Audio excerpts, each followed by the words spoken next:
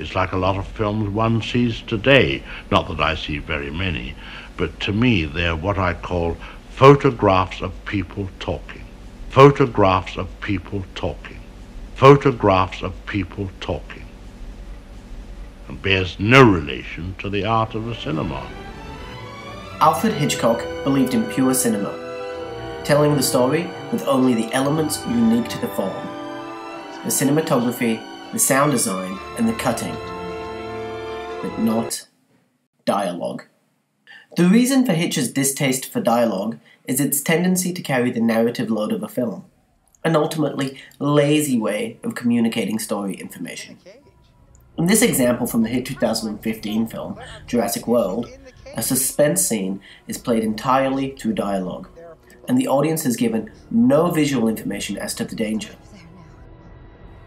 The movement of the camera does little to heighten the intensity and stop it from being a series of photographs of people talking.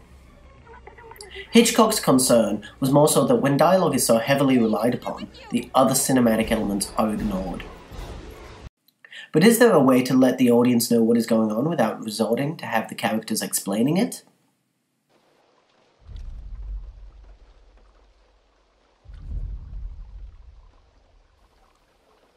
This is what he meant by pure cinema, and Hitchcock was a master of this kind of visual storytelling, even with something as simple as character introduction. See, in all his films, he's striving to tell the story visually. So in Rear Window, I think you introduce Jimmy Stewart with, you see his broken leg, you see a broken camera, you see that he's a photographer, you see a magazine cover, etc. All done in one continuous shot, as I remember, where you are told, okay, this is what you're seeing, this is what he is, and the audience understands it as a result very quickly. Given his affinity for pure cinema, it is surprising to see how talky his films actually are. The following scene from Rear Window is a prime example. Here, the dialogue of James Stewart's character seems to be only serving the purpose of reaffirming what the audience has already been told via the images. I get myself half killed for you, and you reward me by stealing my assignments. I didn't ask you to stand in the middle of that automobile racetrack. You asked for something dramatically different. You got it. But as always, Hitchcock is one step ahead of us, using the visuals to establish the next plot points. Upon first viewing, it seems that this point of view shot is underscoring the dialogue of the scene. Off of boredom, I'm going to do something drastic. Like what? Like what? I'm going to get married, and then I'll never be able to go anywhere.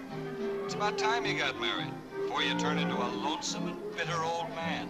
But as anyone who's seen the film can attest, by the end, one of these two men will be married, and the other one will not.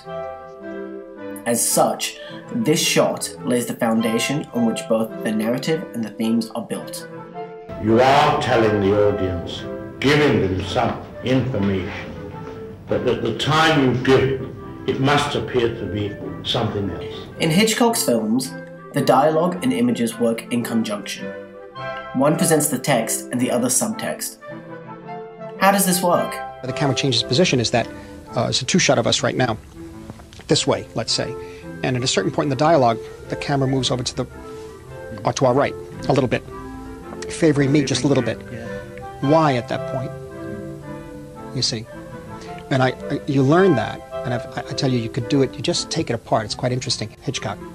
Watch the dialogue scenes. So let's do that. Paying close attention to the eye lines, the shot size, and the shot duration, let's break down this scene from Strangers on a Train. The first thing to note is the eye lines. You want to hear the busted light socket in the bathroom? In this one shot, we can see 3 different reactions. This is only a brief cut, but it tells the audience a lot about the character and his conflicted psychology, especially when contrasted with the eye line in the reverse, which remains still and unwavering, demonstrating the character's dominance over the other. What is also interesting is when Hitchcock chooses to deviate from this pattern. One might expect a close-up on this line. For 2 guys. Some people are better off dead. However, by not using a close-up, the line seems all the more shocking because Hitchcock hasn't visually preconditioned the audience to expect it. There was no reason for such an aggressive thing to have been said, but now everything has changed because of it, and Hitchcock uses a close-up to show that. You could see him changing camera positions at certain points in time, and then go back and say, why in that line of dialogue? I see. You know, it's a subliminal implication of some sort where he's intensifying the drama. And Hitchcock subconsciously tells the audience a lot about the power dynamic through shot duration. Once he cuts to the close-up of Bruno, Hitchcock holds on him. It is not for a conspicuously long time, but his invisibility is what makes it masterful. No. Just suppose. Let's say that you had a very good reason. When broken down into pure statistics like this, it is clear who dominates the scene. The effect is not to show that Bruno has all the power, but that Guy has next to none. One could ask, then why was it necessary to show Guy at all? Hitchcock demonstrates how little power he has by showing the brief and meager attempts at gaining it. What? Oh, we do talk the same language, don't we? Well, sure, Bruno, we talk the same language. This would not have been apparent had he been lost completely. When one first thinks about Hitchcock, they tend to think about the big set pieces,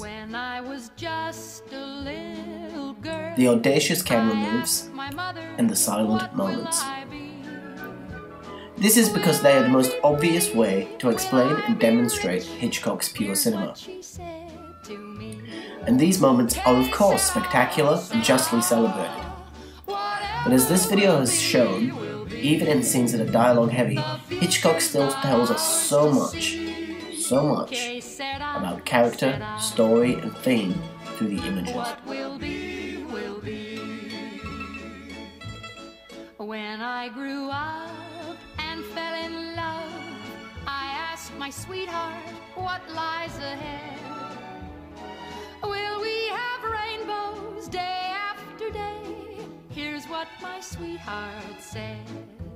Que sera, sera, whatever will be, will be. The future's not ours to see. Que sera.